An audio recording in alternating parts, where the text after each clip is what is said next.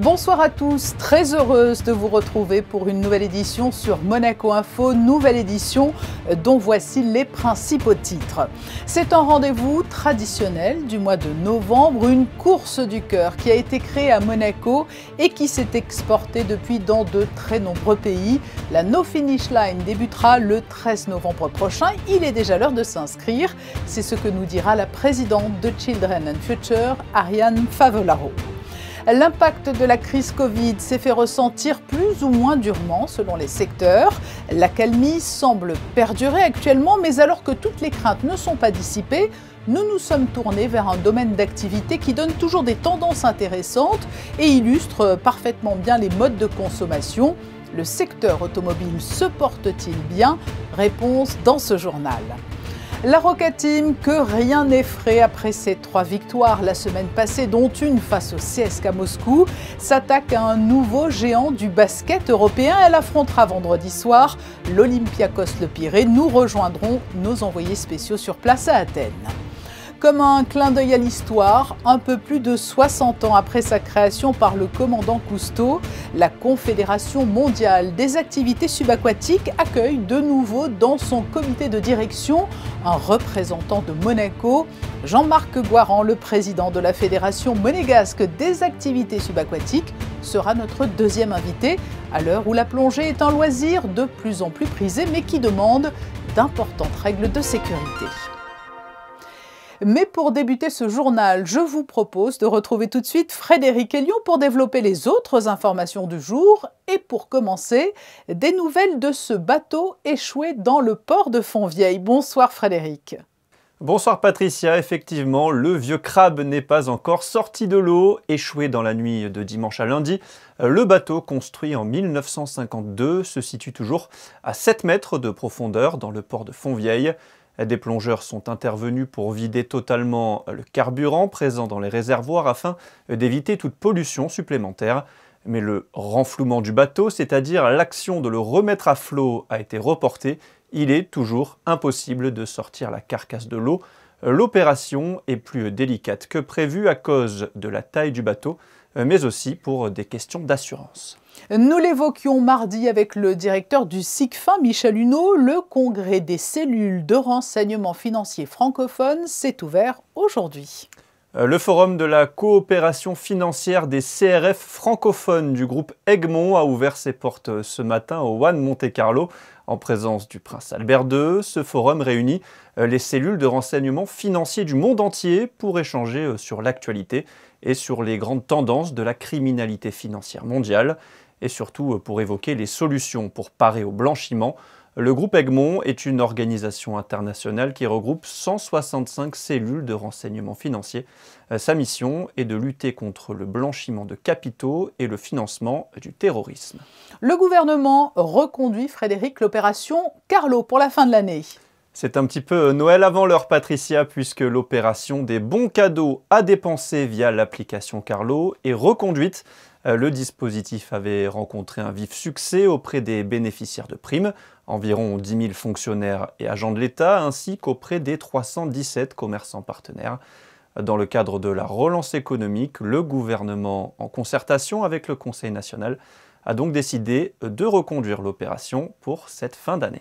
Et enfin, cette information portant sur les nouveaux passeports monégasques. Oui, Diane Vachon, consul général honoraire de Monaco à Montréal et représentant permanent de la principauté auprès de l'Organisation de l'aviation civile internationale, a remis officiellement au siège de l'organisation à Montréal les spécimens des nouveaux passeports monégasques au directeur du transport aérien Mohamed Khalifa Rama. L'OACI est chargé d'établir le cadre réglementaire mondial de la sécurité de l'aviation civile internationale. Merci Frédéric, nous vous retrouverons dans quelques minutes, mais place maintenant à une opération sportive, mais prioritairement caritative. Une opération Made in Monaco qui attire toujours plus de monde chaque année. La No Finish Line, elle débutera le 13 novembre et nous sommes avec l'une de ceux qui sont à l'origine de cette course du cœur, la présidente de Children and Future. Bonsoir Ariane Favolaro. Bonsoir Patricia. La No Finish Line va débuter le 13 novembre. Quelles en seront les modalités pratiques cette année? Alors avant d'évoquer les nouveautés, peut-être le parcours tout d'abord. On a une indication sur le lieu qui vous entoure. Oui, le parcours c'est pratiquement le même qu'il y a 2 ans. On a juste raccourci un petit peu la digue, mais le parcours reste à l'identique. On reste sur Fontvieille parce que bon, c'est vrai que c'est un lieu qui est aimé de tout le monde et qui est très pratique à la fois pour installer notre ravitaillement, nos sponsors. Et puis donc, comme chaque année, des petites touches de nouveauté. Et il y en aura cette année encore. Oui, des petites touches de nouveauté, surtout cette année. La grande nouveauté, c'est que nous avons un format hybride. Beaucoup de personnes ont apprécié de pouvoir courir ou marcher avec l'application un peu partout dans le monde sans être forcément sur le circuit. Et forcément, bien évidemment, cela impacte les résultats, donc on s'en félicite. Oui, tout à fait. Donc c'est pour ça que nous avons décidé de laisser libre choix aux 2 options, soit sur le circuit, soit en mode connecté. Il y aura aussi, je crois, une nocturne. Oui, il y aura une nocturne spéciale 12 h qui va démarrer le jeudi 18 novembre à 21 h et qui s'arrêtera le vendredi 19 novembre à 9 h du matin.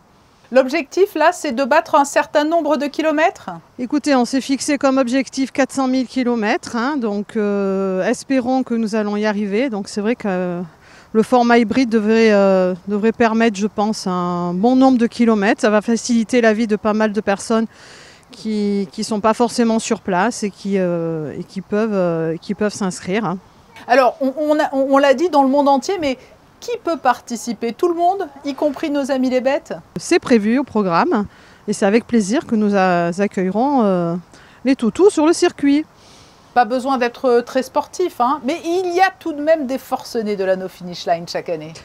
Oui, il y a des forcenés de la No Finish Line, mais bon, il faut juste savoir que cette année, à cause des contraintes sanitaires, l'épreuve des 8 jours avec toutes les personnes, comme vous dites, les grands sportifs qui venaient pour la semaine, nous n'avons pas pu l'organiser parce que c'était très compliqué d'organiser des repas, de les faire dormir sur le circuit pour respecter toutes les normes sanitaires. Donc ce n'est que partie remise l'année prochaine, mais toutes ces personnes de toute façon vont la faire en connecté. Donc elles seront avec nous à distance, elles nous enverront des vidéos, des photos, donc on va les suivre d'une autre façon. Ariane Favolaro, cette course connaît un succès qui ne se dément pas d'année en année, mais il faut le rappeler, au-delà de l'aspect sportif, il y a une belle cause derrière tout cela. Oui, il y a une belle cause parce que nous, il faut savoir qu'on reverse 1 euro par kilomètre effectué. Donc ça veut dire que s'il y a 400 000 kilomètres qui sont parcourus, il y aura 400 000 euros de reversés. Et moi, je tiens tout d'abord à remercier les sponsors principaux. On a beaucoup de fidèles, beaucoup de gens qui nous soutiennent et ça c'est vraiment un gros avantage. Ça nous fait chaud au cœur parce que rien n'est facile à organiser en ce moment.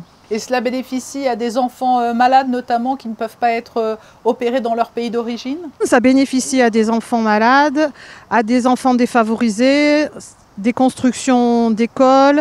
Là, nous avons financé une aire de jeu à Tende suite à la tempête Alex. Nous allons financer aussi un stade à Roquebillière en collaboration avec la No Finish Line de Nice.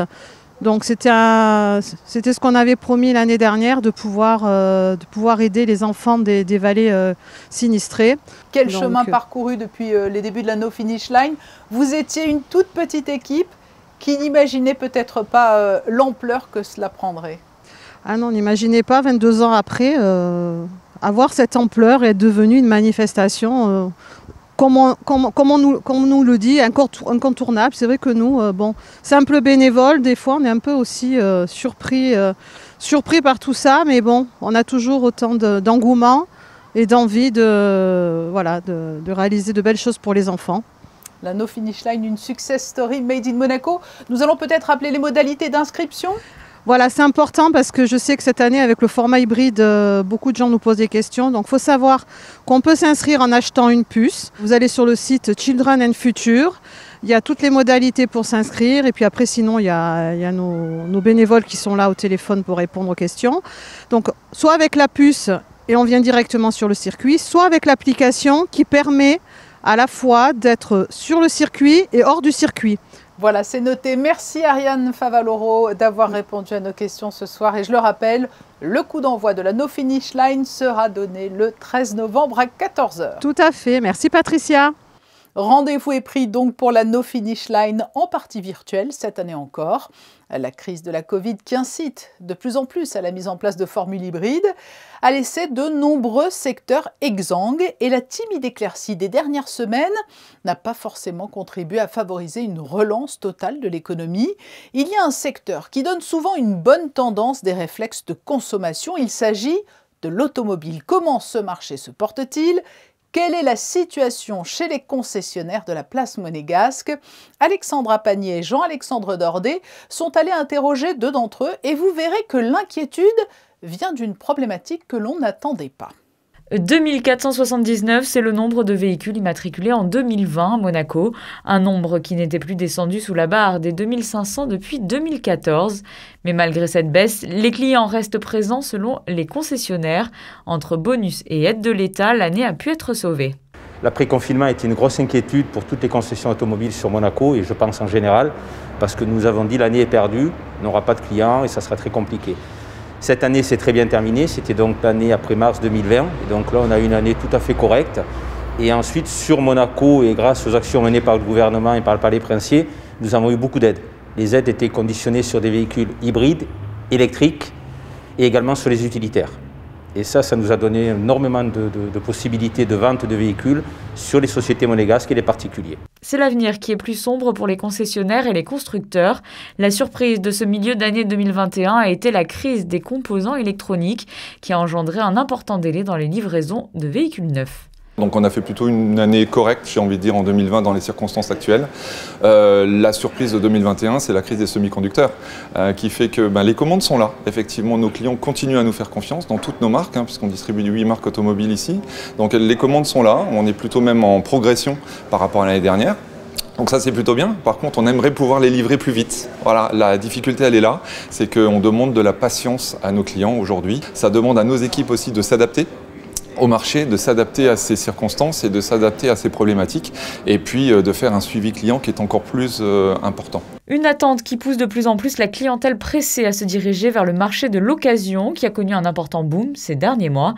Autre grand gagnant de cette crise, les véhicules électriques et véhicules hybrides qui profitent des différents bonus offerts par l'État. Ce marché a été boosté sur la principauté de Monaco grâce notamment au bonus écologique puisque ça a bien aidé. On le voit dans le succès de la Fiat 500 électrique qui est la petite citadine de Monaco. Vous devez la croiser dans tous les coins de rue grâce à cette aide écologique. Et effectivement, on est en train de vivre un virage vers l'électrique et tout le monde doit s'adapter, tant en termes d'infrastructure qu'en termes de process, qu'en termes d'habitude de vente. Et les gens ont commencé à s'intéresser à l'hybride, tout d'abord, avec les fameux 50 km d'autonomie, donc qui peut être intéressant sur une utilisation quotidienne et qu'en ville, en laissant ensuite un moteur atmosphérique pour le reste des kilométrages, et le tout électrique. Rappelons que le montant de l'aide du gouvernement monégasque alloué à l'achat d'un véhicule 4 roues électrique est de 30% du prix de base du véhicule, plafonné à 10 000 €.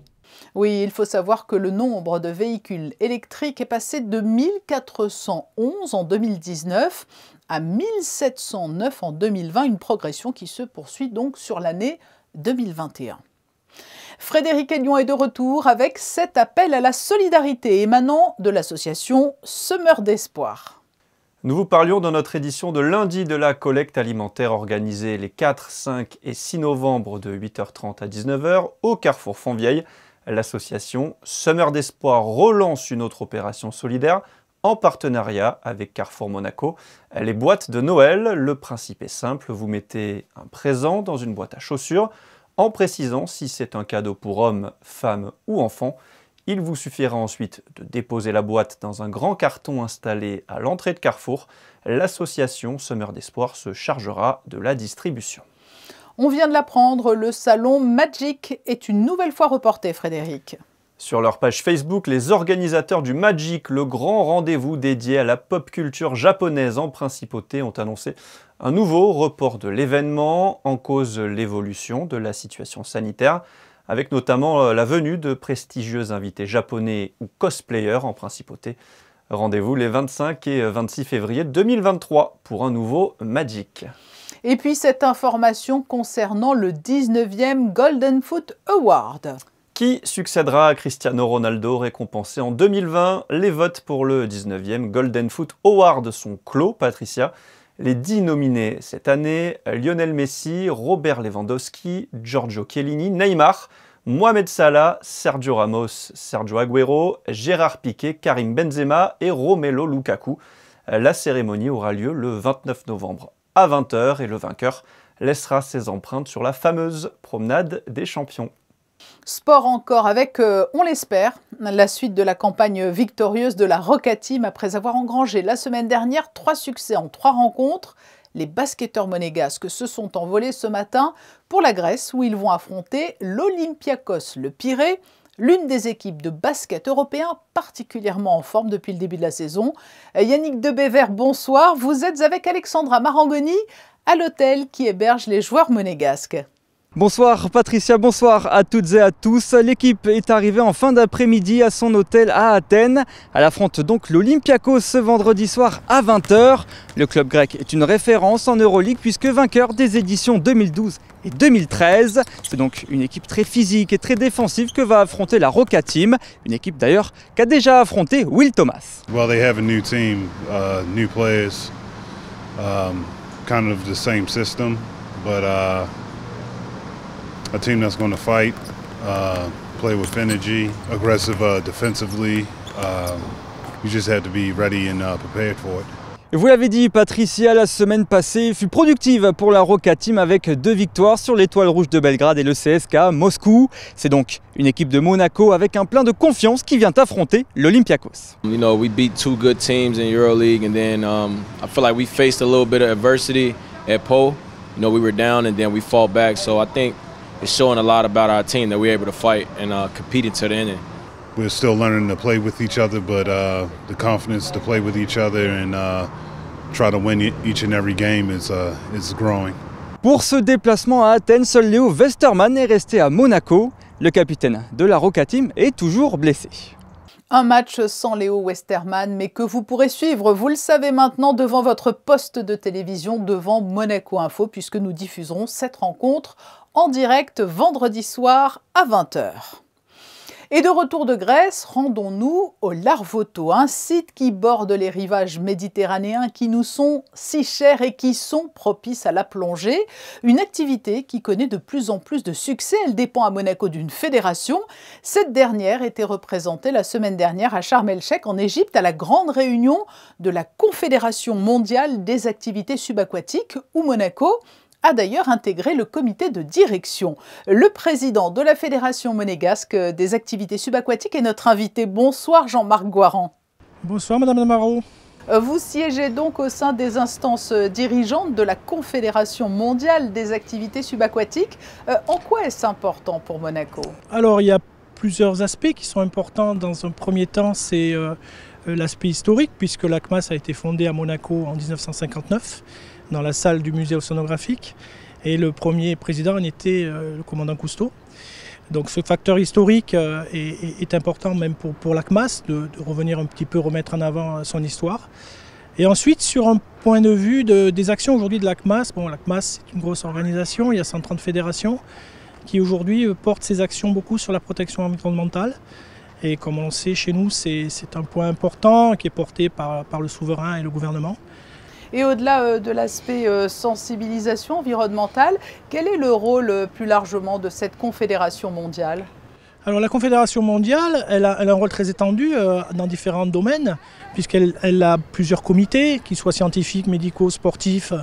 Et donc elle relie toutes ces fédérations, elle relie des messages, elle travaille sur des dossiers, des commissions qui touchent les problèmes autour de la plongée, mais aussi du monde sportif subaquatique. Et puis surtout, elle gère les cursus mondiaux, tout ce qui concerne la remise des diplômes et surtout ce qui la relie à la sécurité sur ce genre d'activité qui est quand même un sport classé à haut risque. Donc voilà, c'est un juge de paix pour toutes ces choses-là. Mais alors justement, lorsque l'on parle des niveaux, il y a les PADI, mais chez vous c'est un petit peu différent. Alors les PADI sont peut-être aujourd'hui un peu plus connus, mais quelle est la différence par rapport au diplôme que vous proposez? Le PADI est arrivé déjà plus tard. C'est une organisation américaine qui est essentiellement axée sur le commercial. C'est une société privée qui est axé sur la plongée loisir, notamment les vacanciers.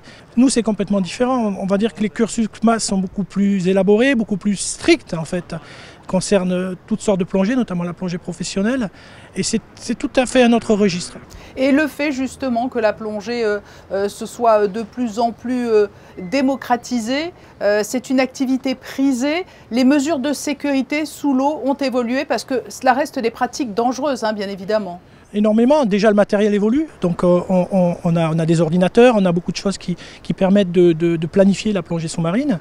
Mais bien évidemment, le médical aussi qui évolue énormément. On a aujourd'hui la préoccupation du post-Covid. Comment on peut gérer ça? Quelles sont les précautions à prendre pour pouvoir continuer à pratiquer cette chose-là? Et donc, l'évolution des choses fait que nous, en tous les cas, avec notre comité technique de le président et M. Paolo Meardi, on essaye d'optimiser ça pour surtout des règles de sécurité. Oui, et plus généralement, quelles sont vos ambitions, Jean-Marc Goiran, à la tête de la Fédération monégasque des activités subaquatiques? Mes ambitions, elles sont simplement de pouvoir un jour transmettre ce que nous avons bâti. Moi, c'est surtout développer aujourd'hui cette image d'une fédération historique, bien sûr, mais surtout très professionnelle, pas professionnelle, mais très pointue sur tout ce qui est réglementation, la plongée enfant avec Pierre Frola qui se développe. J'allais évoquer effectivement Pierre Frola et son Académie de la mer. Oui. C'est un formidable exemple, hein? C'est un exemple extraordinaire. Alors, bien sûr, aujourd'hui, c'est une structure référence. Hein. Nous, on en entend parler avec tous les gens qu'on rencontre au sein de ces réunions CMAS. C'est parti de... Alors, à l'époque, Pierre était encore un apnéiste de compétition et on avait des gens comme M. Giordano, M. Meardi qui géraient le passeport jeune. À l'époque, c'est une opération qu'on menait avec l'éducation nationale et de là est partie l'idée de développer la plongée enfant. Et bien évidemment, aujourd'hui, on a une structure merveilleuse au Larvoto. C'est une vraie référence et c'est un peu ça qu'on veut faire à notre échelle sur ce genre d'activité. La dernière question, une question à l'expert. Quel est le meilleur spot pour plonger au monde, Jean-Marc Goiran? Si vous cherchez du gros, du pélagique, bien sûr, on a des spots très importants comme en Polynésie, aux Maldives. En mer Rouge, où on était, c'est aussi extraordinaire, mais il faut aussi apprécier les spots différents comme la Méditerranée, où il y a quand même beaucoup de choses à voir aussi, même s'il y a un petit peu moins de couleurs et de luminosité, il y a des choses merveilleuses. Chaque spot a sa spécificité, mais je pense que le but de la plongée, c'est d'aller voir ce qui se passe dessous, d'aller rapporter, on est des rapporteurs, on est les témoins de ce qui se passe sous l'eau. Si on aime la mer et si on aime ce qui se passe dessous, ça doit être une fonction majeure. Voilà les ambassadeurs du monde marin. Jean-Marc Goiran, président de la Fédération monégasque des activités subaquatiques. Merci d'avoir été notre invité. Merci à vous. Et il faut dire que lorsque l'on voit le temps dont nous avons bénéficié aujourd'hui, tout concourt à une pratique de la plongée aux abords de Monaco. Ces belles conditions météo vont-elles perdurer vendredi, Frédéric? Encore une belle journée ensoleillée, Patricia, avec quelques nuages prévus en deuxième partie de journée. Côté température, il fera 11 degrés le matin et 17 l'après-midi. Le soleil se lèvera à 7h09 pour se coucher à 17h18. Vendredi 5 novembre, nous fêterons les Sylvies. Merci, Frédéric et moi-même aurons le plaisir de vous retrouver demain pour un nouveau journal. Quittons-nous sur des images de circonstances, des images de vacances, alors que les congés de la Toussaint font la joie des plus jeunes, mais pas seulement. Cela fera l'objet d'un reportage dans notre édition de vendredi. À demain, 19h sur Monaco Info. Très belle soirée à vous.